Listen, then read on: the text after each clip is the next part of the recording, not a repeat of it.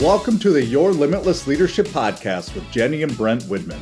Here, we believe leadership isn't just about titles. It's about how you show up in every aspect of life. Whether you're leading a business, building a legacy as an entrepreneur, guiding your family, or striving to lead yourself first, this podcast is for you. Join us as we dive into real conversations about growth, decision-making, and the courage it takes to lead with purpose.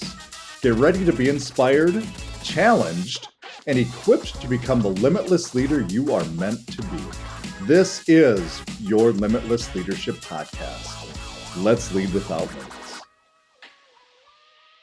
All right, welcome again to Your Limitless Leadership Podcast. And today, I'm your host, Brent Widman, CEO of Your Limitless, and then my wife also co-runs it as well, Jenny. You've heard her on her before, but I got to tell you, man, I'm excited to have this one today because I got to meet this guy. Gosh, we've known each other I think for 7-8 months now. Yeah. And you have quickly become a friend in my life. Just the way you think and the way you say things and do things and the way you conduct yourself. You're just this. You can tell that you have been in leadership for a long, long time. And I'm talking about Jason Player as the CIO over at Innovative Office Systems. And we'll get into all that and his background, what he does. But this is a guy that has challenged me, a guy that has made me think bigger and differently. And you may not know that, but just some of the things you say in a lot of the meetings we have and what have you. So it's pretty cool to have you on here. And I appreciate you saying yes. So. Well, thank you. Thank you. You're such Honored a good to be here. I love it. A little bit about his background. So Jason's journey to limitless leadership, I love that, began with, really, this guy's story, his leap of faith when he was 20 years old. He came over here from Scotland. You can kind of pick up the accent once in a while. He still has it a little bit. But he moved with nothing but the way he describes it is a suitcase and just the adventure of doing it. It was a big decision and in his career and who he's going to be and what he's going to be. And it's defined just who he's become over time. Just that, almost that silent assassin or that those visions to think bigger and the things that he wants to create and do and be. He's held multiple executive leadership roles at Innovative. Like he helped start this company years ago, and it's turned into a multi $200-300 million company. You'll talk about that as well. But he is the strategic integrator. When you think of somebody who is thought-provoking and puts systems and processes and develops himself and puts things in place, this is the epitome of who Jason is. He joined the company as a startup and helped scale it from 0 to over 200 million in revenue with over 300 employees. Like, that's not easy to do. Let's call that what it is. Along the way, he's been an integrating leader, 12 acquisition integrations, so other companies will speak to that, built award-winning cultures. I've gotten to hear about that and the things he does to pour into people and prove that the perfect blend of strategy, technology, human, like he does it all. And I maybe that makes him a little uncomfortable. What he does. He just has this way about him, because when you think about people that are integrators, a lot of times they're closed off. But he's not. He's so personal about what he does and how he does it. And one of the coolest parts is he calls himself a career second. And you may look at that as, well, isn't that selling yourself short? But it's not.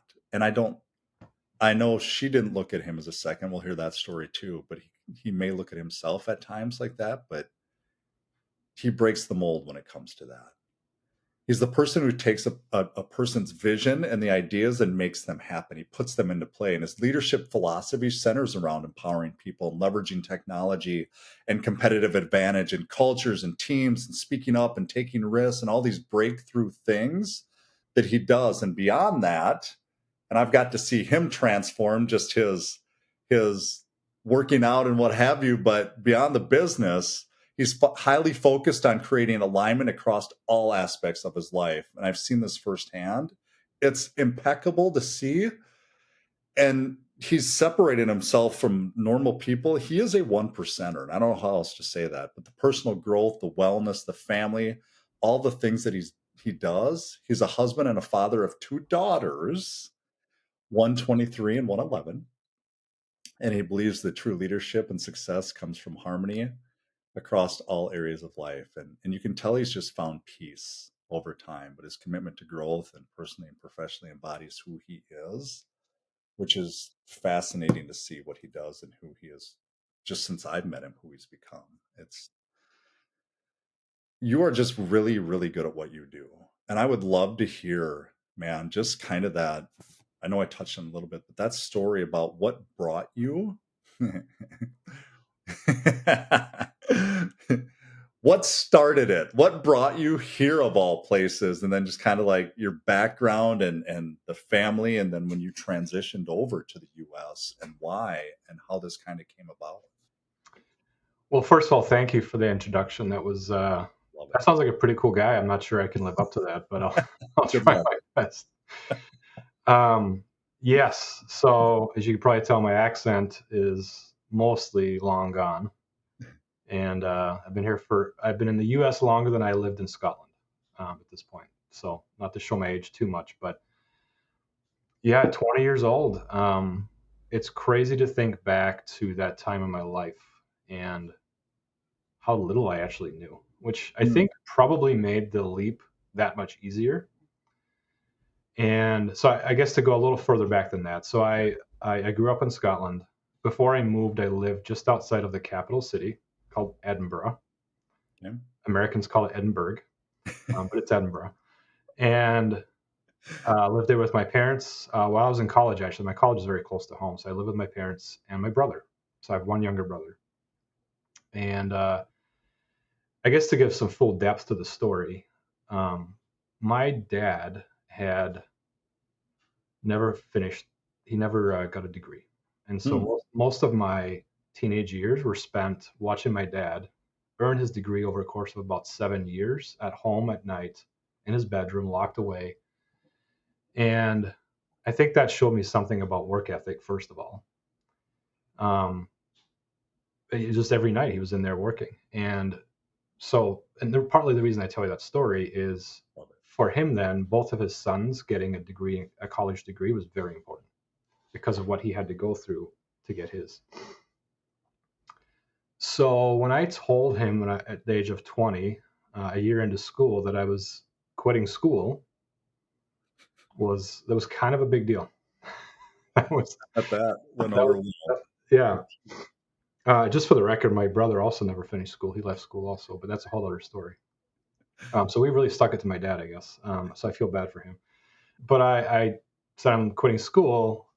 I'm moving to the United States, and I'm engaged. So that's the news I delivered in one fell swoop. And that was, I think, one thing I'll always say, testament to my parents. They stood by me through all of that. Oh, that's cool. And I try to imagine now having kids, how I would react to that news.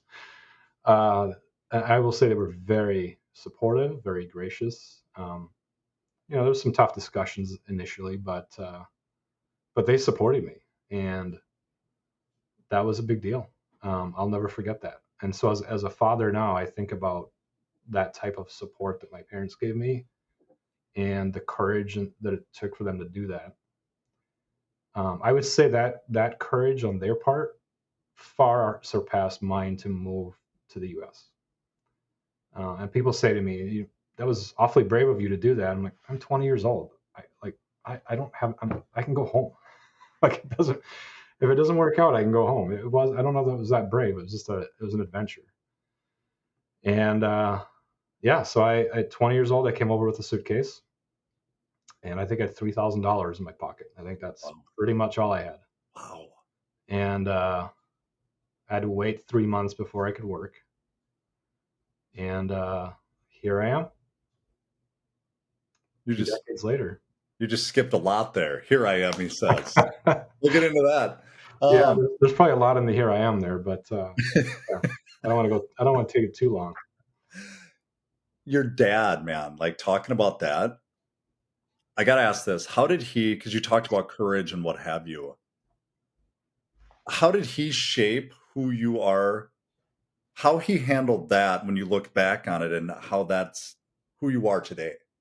I think watching him earn his degree throughout a lot of my childhood. I mean, if you think about it, I think it took him 7 years. I was 20 when I left, so it was most of my teenage years. And just the commitment and the work ethic that distilled upon me, I think I've carried that for the rest of my life. Like Mhm. you just have to work hard. Now, I think as I've grown and matured a little bit, I would probably put a little different spin on that.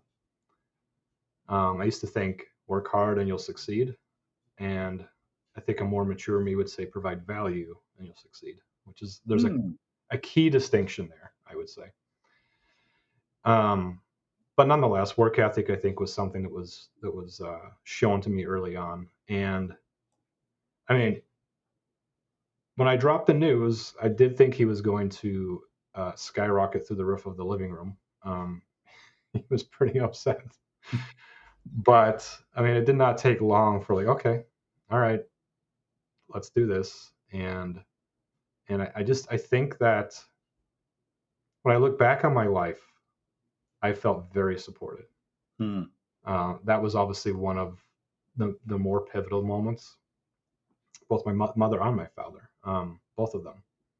Um, Once this was going to be an inevitability, they did everything they could to help me make it a success, and also made it clear that I could always come home. So again, the moving here was an adventure. Didn't work out. I always had a place at home, and I think I just felt very supported, and gave me a huge appreciation for the value of having a support system. I love that you talk about. I'm going to get into support and what have you with the work ethic because I feel like there's two different types, that two paths we can go down when you see when your parents have a work ethic. You can either sit on the couch and watch them work and live in that world, or you adopt what they do. So there's, because either you fight your parents or you're with them, really is what it seems like Sure. with Yep. people. Yeah. And you chose, wow, look at where it's gotten him and the things you can do and what it's done. But you talked about providing value. And in the same breath, you talked about your parents supported you, your dad supported you, your mom supported you. Do you think that shaped kind of the value that you're, when you say provide value, like what does that I know that's a tough question. So I'll Mm. give you a second to think of that. But what does that mean to you when you look at not just your family, but you also talked about culture or what you do to pour into those people around you? What does it do for you personally? And it's okay to be a little selfish on this, kind of what I'm asking, Hmm. to provide value for people. But what do you think it does for them and help shape them as a leader too? Yeah. So I think again, I it's probably a trap a lot of younger people fall into if they follow the work ethic mindset. I'm going to work hard. I'm going to be very successful, and it's as simple as that. And I think when I was younger, I thought it was that simple. Hmm, And I did work very hard. I mean, and we can get into the story of my career, but we will. early on, I mean, I was doing 80, 90-hour weeks. Like I just worked. I just was a workaholic.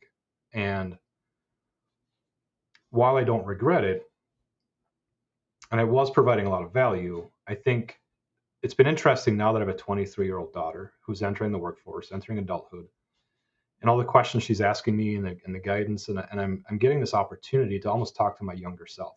Hmm, And I think that's opening up for me a different set of views where do I want to encourage my daughter to that working 80 hours a week is what it requires to be successful? Because I don't think that's true. But that's what I thought I had to do. And I think it's my way of breaking that cycle a little bit. It starts with providing value, however long that takes. That's what it takes. But it's not as simple as I'm just going to put in 80-hour work weeks and it's all going to pay off. And Nor do I think we should condone that type of workaholic mentality. I think if you're doing something that you love, it's a whole different story. And I was doing something that I love, but I just like that framing better. That I think if you ground yourself in what is it that I'm doing that has value to a business or another person or other people, that's what matters to me. And it's also as a leader, as I've had, I have a lot of people that work on my teams now. How do I help them? It's not by working more hours. It's providing value to them in their career and supporting them. And so those things collectively, I think I like to reframe work ethic, um, less about quantity, more about quality and value, if that makes sense. It does. I'm with you. I know there's the work ethic, but work ethic doesn't mean you have to work. And I'm a believer in that as well, that it doesn't have to be 5 in the morning till 12 at night. It just, if you're, because what I'm hearing from you is if you're intentional, you have a purpose, and you're efficient with the things that you do, like you actually do it, it's different than just, I'm putting in the hours. Yeah. Two drastically different things, but we're so ingrained to just put in the hours, be the first one there and the last one to leave just because that. And I don't know if it's I had a bit of, I think there was as a young man, there was a bit of that in me where yeah, I need to be the first there and the last to leave. yeah, And I mean, I still remember my first real job,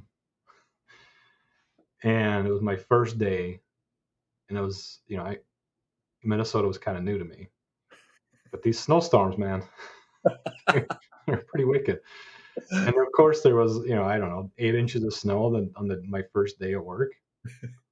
And so I was supposed to be there at 8 o'clock, and I was living in an apartment in Minneapolis, and I had an '84 Dodge Aries car that was not reliable. nice. And I got up at I don't know what time, 4, 5 maybe, and I dug that sucker out, and I drove to Egan, and I probably got there hour and a half to 2 hours before anybody else. And I sat in my freezing car. But like to me, it was just like it was important. That was that work ethic of I got to be there first on my first day, and so I just always had this like be there first, leave last. I remember also doing that same period. My wife and I shared one car, and so at Mm, end of the day, I'd drive home or drive back, pick her up, take her home, depending where I lived. Usually it was 20, 30-minute drive, and then I would turn around and drive right back to work in the evening. And I look back and I think, okay, great example of work ethic, probably highly unnecessary and a path to burnout if you're not careful. And so it's just things like that where I think back and say, am I going to encourage my daughter to do that? No, I'm not. I think there's a different way to look at it. It might result in that through passion, but it has to be about more than just putting in the hours. I love that. I I don't think you have to apologize for that and say that maybe it's about purpose, but I don't think like it's like you didn't want to tell your age. I know your age, and I know you're right around my age, and I'm 49.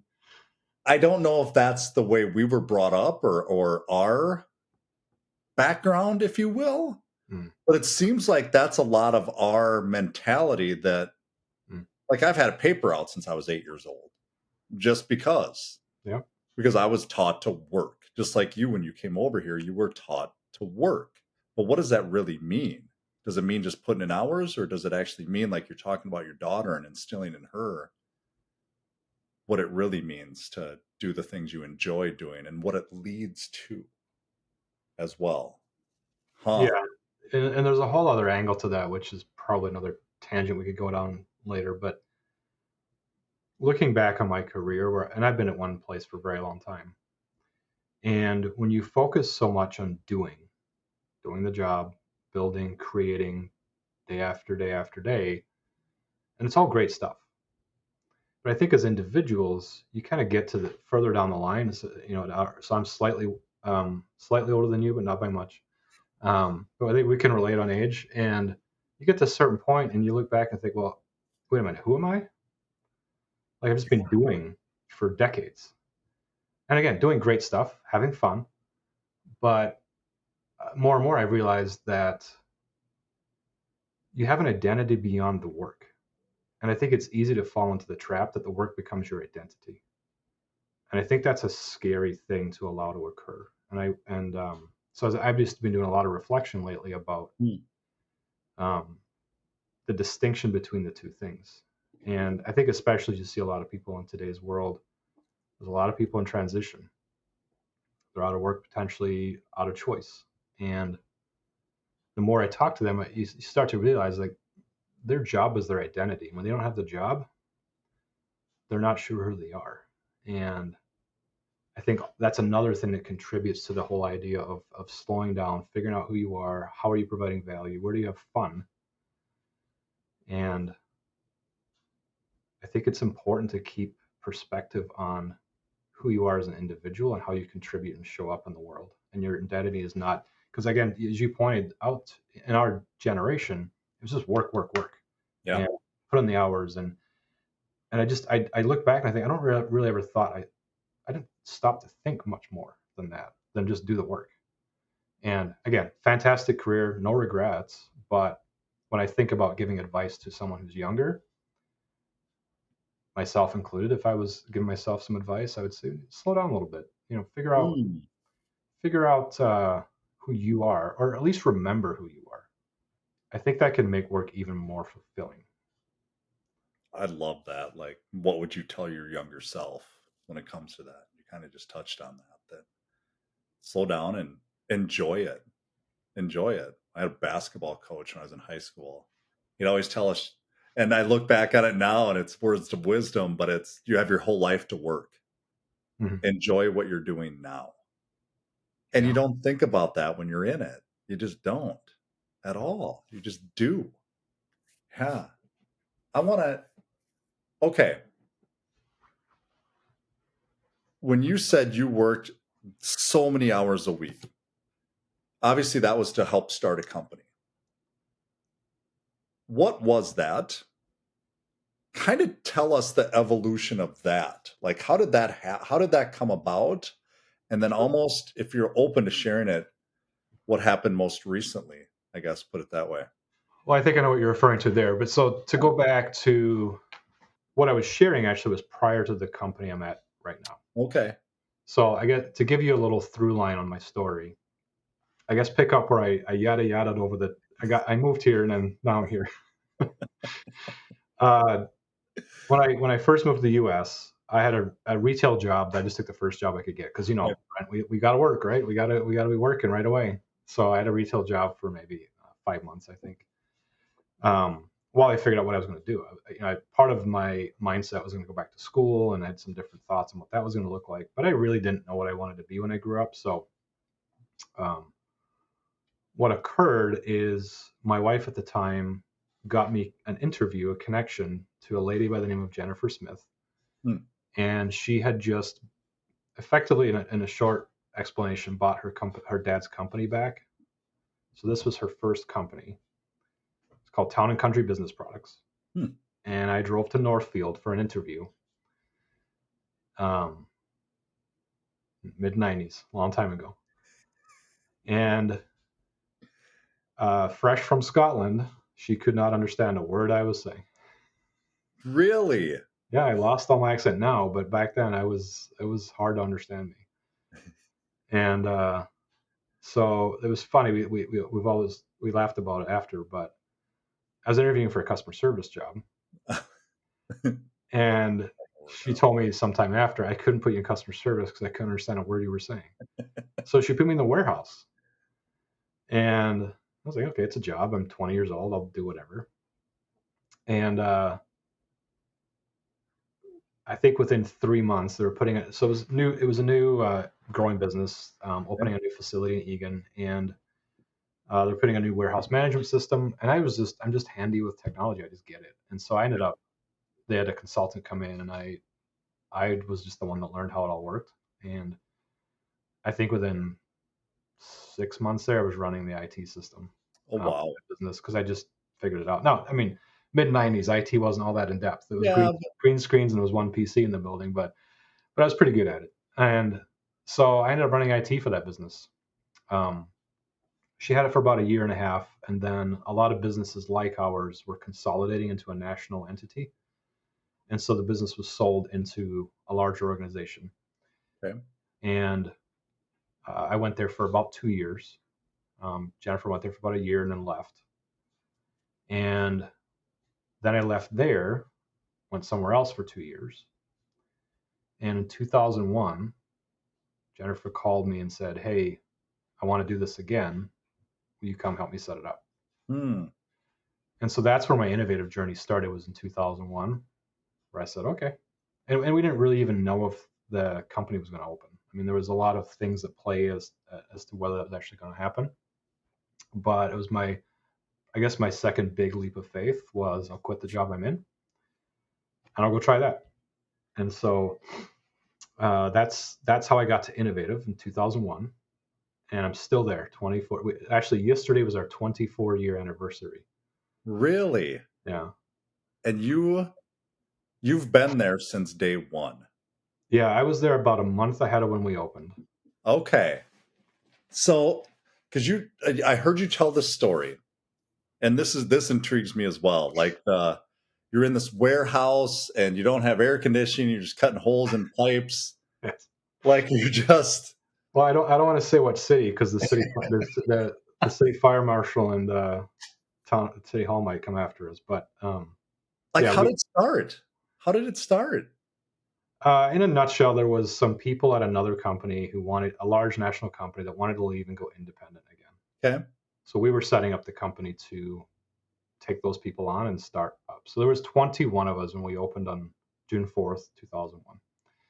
But the month prior to that was getting all that set up, getting a Hmm. computer system figured out, creating a space, which was in the mezzanine of a warehouse. We probably not much better than a shanty town. We made it work, and we were 9 months in that space before we moved to our main office in Burnsville, which is where we are now. And yeah, it was tough. Also, starting a business in June 2001, just a few months ahead of September 11th. Yeah. And that was a really tough time to start a business, because our entire strategy was, these people are coming from another company and they're going to bring customers with them. And when you have large events like that, companies get a little slower about making decisions For to sure. switch or buy the things that we're selling. And so that was a difficult first 6 months to go through, a year to go through. But we made it. We made it. Now we got 300 people. It's funny you say that because I was going to ask, what are some of the roles that you've had over the years? Like some of the maybe they're untitled or titled, leading into what Yeah. you do now too. Yeah. When you start a business like that, you have the opportunity to do almost everything. Yeah. And I guess that's the experience I've had, as I've gotten to do almost everything at different levels of the business. When we started, my title was VP of Operations. Okay. It was almost everything. I didn't have the sales team. We had a sales leader that took the sales team. Everything else, I had some involvement over. Okay. uh, Customer service, IT, marketing wasn't really much of a thing back then. Some accounting. There was just a mixture of things. Just, you start a business, you do everything. And as we grew over time, naturally you add your leadership team, the team builds out, and so you kind of narrow your focus a little bit. So um, I've held all those different roles over the years. Nowadays, I'm focused on our technology, which is becoming obviously a bigger part of any kind of business, any business. I have marketing, so I'm also chief Okay. marketing officer as well. I have our pricing team, and then one of the acquisitions we made just over 3 years ago, we've kept as a separate brand, and I run that separate business. It's a separate, Okay. yeah, So you're essentially leading almost three different teams at the same time for the yeah, most part. yeah. Huh. How do you manage your time? How do you structure your time when it comes to that? Like, where do you spend it and how do you know where to spend it when you're, because that's almost like a startup, if you will, that now you're, or is it just because you're that good at what you do? I think I have very good teams. Okay. Um, I mean, I just do. I've been fortunate to be able to build very good teams, and I can lean on them. And I always had the mindset that the business should be able to run if I'm removed. And that's been the focus I've spent decades trying to fulfill. So if something happens to me tomorrow, the business needs to run. And that's just always something we were very aware of. Because as you start early on, there are some individuals in the business that if you lose them, you're in real trouble. And I Yeah. think we fortunately never really had any situations with that, but it was very obvious if this person leaves, we're in real trouble. And so that always stuck with me. I thought, okay, well, I never want to. That's not good for the business if I'm one of those people. And we've always tried to, as best you can, in a growing business, you can't have all the redundancy you would ever wish, but I have really good teams, and it really helps me. I can swap hats pretty easily. I'm just used to doing that. Um, and I don't even really talk about being chief marketing officer because it confuses people that have the chief information officer title. It's a little strange, but those are not hard hats for me to switch because I've just had experience across all those areas. And at the end of the day, the daily operations are handled by those leaders that report to me. So I can jump between them, and I'm really there to give guidance and strategy and let them do their best work and create. We've as a business we've focused on creating highly empowered teams. So I'm going to ask you on this to take the humbleness out of the equation for a second. Can't do it. Because you've talked a lot about you've built the teams and it's the team and the team and the team. But when there's the top of the team, there's something to that person has helped build that team. Now, not maybe I get it, not all of it and everything is all you. I understand that. But what have you done? What separates you? If I was to ask somebody else, and maybe we take Jay out of the equation for a second, if I was to ask, what are the three things that he has done, that he has implemented, that separates him from everybody else? What does he do really, really well? So the word humility that you just used actually struck me, and I think about how do we get to highly empowered teams. I think that's one of the core principles. And so working for Jennifer, it's probably one of the biggest leadership lessons I ever got from her. And so she was my mentor. We worked together for in total, I think, over 25 years. So it's most of my career. Yeah. And she was always very open that she didn't have all the answers. And she just freely admitted that. And so it's funny when I look back now, I don't think I fully appreciated the lesson I was receiving. And this is where, like, when I was mentioning earlier, you don't always take time to reflect who you are or who you've become because you're just doing. And now when I look back and I got like at a very young age, I got a real lesson in humility, which I think set me up for life.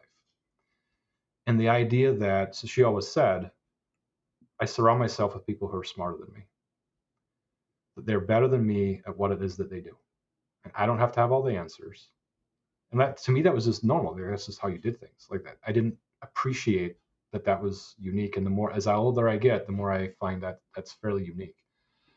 And I think there's so much power in that. And so I think that's one thing I've tried to model with my teams is I'm not here to have all the answers. I'm here to hire people who are better than me at what they do and support them. And I think there's a huge amount of trust that comes from that. There is. And so that's part of it. I think the other thing is um, I was given a shot. So Jennifer gave me a shot at 20 years old. Couldn't understand a word I was saying. I was just given an opportunity. She said, seemed like a good guy. Let's give it a shot. And I was consistently given more and more opportunities. And so I've always had that mindset when I'm bringing people on is I want to pay that forward because you just don't know what you're going to get. And so I've been very blessed in the folks that I've hired and brought on my teams. And it's funny, we joke sometimes that it's a band of misfits in the sense like you would not think when you think of the backgrounds that some of these people had and to where they are now, like it's incredible. And so I always had that same mindset of, well, what did I have to offer at 20 years old? I had nothing. But I must have said something right. Mhm. Um, so when I've been hiring, I've always looked for the person, and obviously some technical expertise, but a lot more about the person and their cultural alignment, and do I feel it? And I've always hired off intuition. 9 times out of 10, it's been spot on. Hmm. So we have an interview process, and we go in and we have all these questions, and I usually don't look at them at all. I just I just feel it. I feel it or I don't. And I've had a lot of luck with that, and hiring people that I want to give a shot, and I think they're going to take that shot and do great things with it. That's what I look for. Are you hungry enough to take this opportunity that you're being given, just like I was, and do something with it?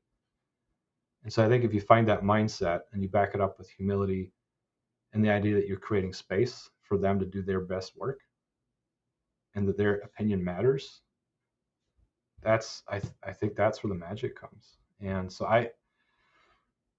it's just, you could distill it down as hire the right people and don't pretend that you know everything. The things that you just said, it's really unique who you are, what you do, and what you allowed in to learn that at the same time.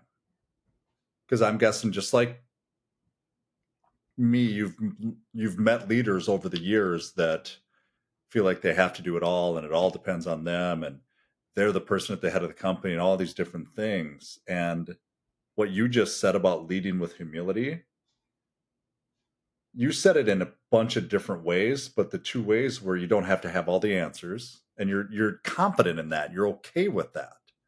And as a leader, I would say that's something that you should be okay with because we're not going to know it all, nor should we. That's just, and then you gave them the same opportunity that you were given. That's what you told me. I was given an opportunity at 20 years old. Somebody believed in me enough. And now I give that same opportunity to other people. And you watch them and help them grow at the same time. You know that's not normal, correct? I'll trust you, but it's normal to me. I mean, It is. but I think when I look back now as my older self, I think that's probably one of the biggest leadership traps that people could fall into that I didn't. I was fortunate to learn early on through just what normal looked like for me, that you might have the belief that you have to know everything and you're the one that everybody looks to for the answers. And it's just not true.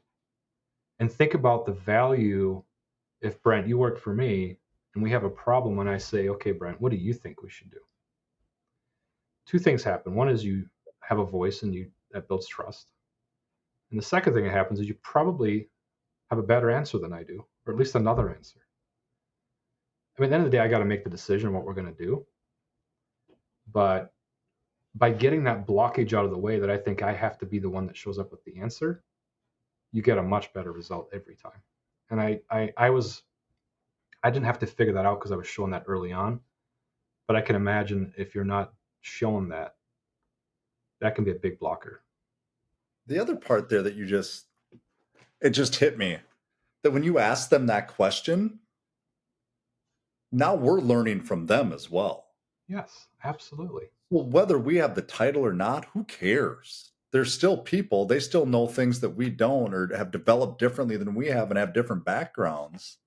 We're lucky enough to be around them, hire them, or just be peers to them that we're asking them that question. And now we're learning from them different ways to think and different ways to do. It's a it's a privilege, I think. Yeah. It's funny. I just had this random memory that popped up of when we learn from others. You know, we went through most businesses have gone through some kind of cybersecurity incident or breach or whatever, and we had one a number of years ago. And that was a situation where like all eyes were on me because I was responsible for IT. Um, CEO trusted me to deal with it. But that was a lot of weight on my shoulders, and everyone was looking at me, and there's a whole story around that, I suppose. But my director of IT, my direct report, and we're navigating this and figuring out what to do. And it's clear I'm feeling the stress, but I'm managing it. But it's like you could tell, like internally in our team, like, okay, this is tough. And he turned to me and said, like he was cool as a cucumber through the whole thing, and he's like, well, nobody's dead. I was like, Hmm. huh, okay, you're right. It's not that bad. No one's hurt. Nope. It's gonna be okay. And I never like that lesson for me was like it just never nothing's ever that bad in those situations. Like it's work, it's important to the business, but then they were people, and you can only do what you can do, and don't over inflate it. But that's what I learned from him. And I just think it's such a privilege to have people who are free to speak up and say that, speak their mind and give their ideas and be who they are. That's what I think my job is to create that environment. It's not to have all the answers. Wow. You just hit again. This is why I love it. And just having you on here, the perspective. What you just talked about was perspective. It's never that bad. There's people that have it a lot worse than we do, hands down. And when you can live in that world, it just brings this calm or this peace that we'll figure it out. We'll figure it out. It's not that big a deal. And then the other part is I'm going to learn from others. I'm going to. When If I you're think of that moment, open, what struck me about that moment is he was being a better leader than I was. mm, He had gotten himself to that place of I can be dialed in and focused because I'm not stressing about things that I have no control over. ooh, yep.